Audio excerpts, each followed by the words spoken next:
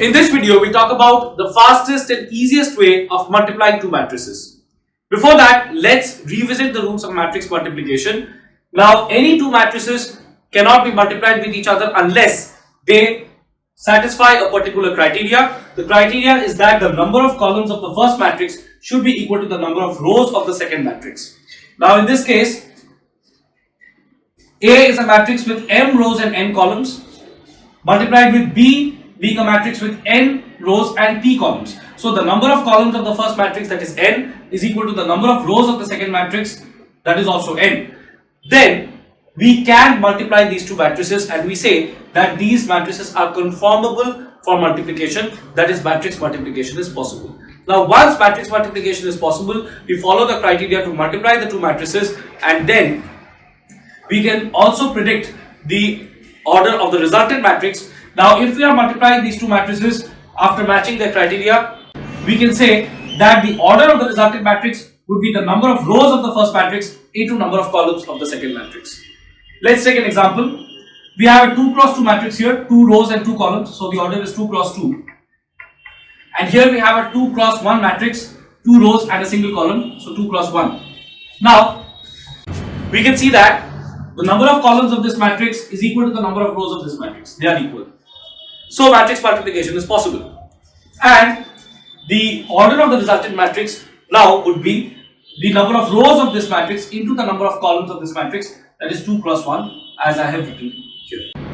Now let's multiply these two matrices. So how do we go about actually multiplying the two matrices? The traditional method for that is to take every row from the first matrix and multiply with the columns of the second matrix. Now when I talk about multiplying a row from the first matrix with the column of the second matrix, what I am talking about is multiplying the corresponding elements of the row and the column and then adding the products.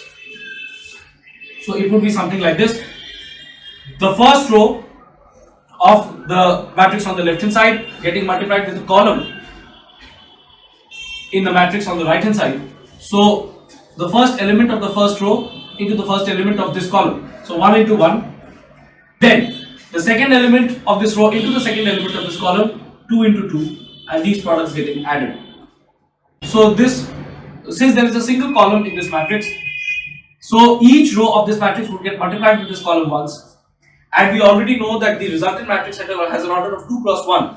That means there will be two elements in a column form. So one of the elements would be this when evaluated, and the other element would be this row multiplied with this column. So 3 into 1 plus 4 into 2.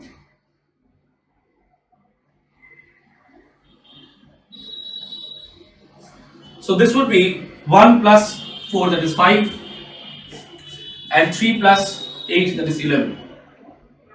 So here we have the result as 5 and 11. Hello students and welcome to my channel. This channel is dedicated to all those students looking for some guidance in secondary and higher secondary level mathematics. Do not forget to subscribe to the channel and press the bell icon to get notified on the latest upload. Do not forget to like and share the video. Please do leave a comment describing what you like in the video. Suggestions on topics for future videos are also welcome. For more study materials and tests, download the Keshav's Classes app. Link is given in the description box. Now let's take some more examples. Here, first of all, let's check whether matrix multiplication is possible between these two matrices. So the number of columns of this matrix is 2, whereas the number of rows of this matrix is 1. It's a row matrix, single row and 2 columns. So the number of columns of this matrix does not match with the number of rows of this matrix. So in this case, matrix multiplication is just not possible. So we do not proceed. Now in this case, we are multiplying 2 cross 2 matrices.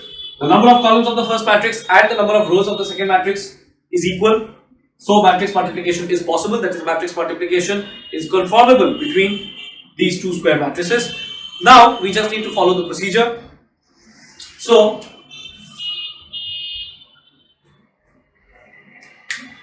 we need to multiply each row of the matrix on the left hand side with each column of the matrix on the right hand side. So let's do it.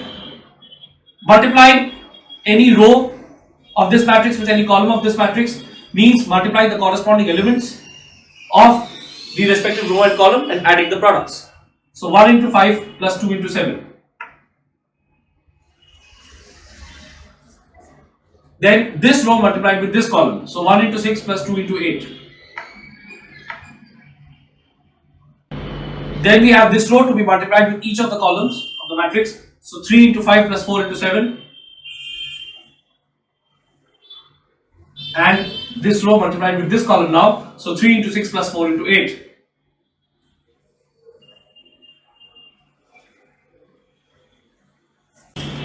Now we just need to calculate.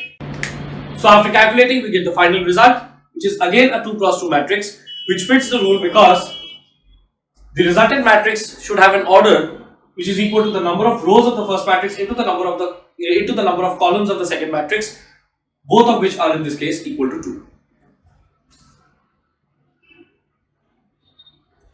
So the resultant matrix is also of the order 2 cross 2. Now taking another example, we have this row matrix multiplied with this column matrix. Now the order of this would be 1 row and 2 columns, so 1 cross 2. And here we would have 2 rows and a single column, so 2 cross 1.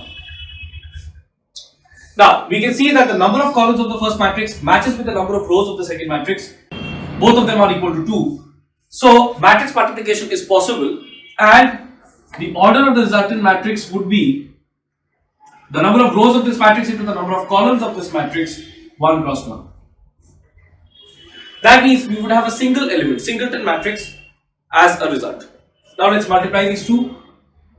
So the process for multiplication is row of the matrix on the left hand side multiplied with column of the matrix on the right hand side. So 1 into 3 plus 2 into 4.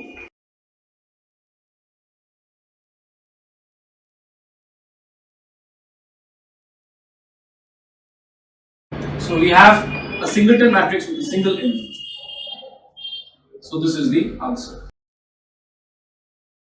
Now let's reverse the order of these two matrices and see if we get the same result. So this matrix is of the order, as we know, 2 cross 1, and this is of the order 1 cross 2. Now even in this case, the number of columns of the first matrix matches with the number of rows of the second matrix, so these matrices are again conformable for multiplication. Now if you multiply these two matrices, we should get a 2 cross 2 matrix as a result, because the number of rows of this matrix is equal to the number of columns of this matrix equal to 2.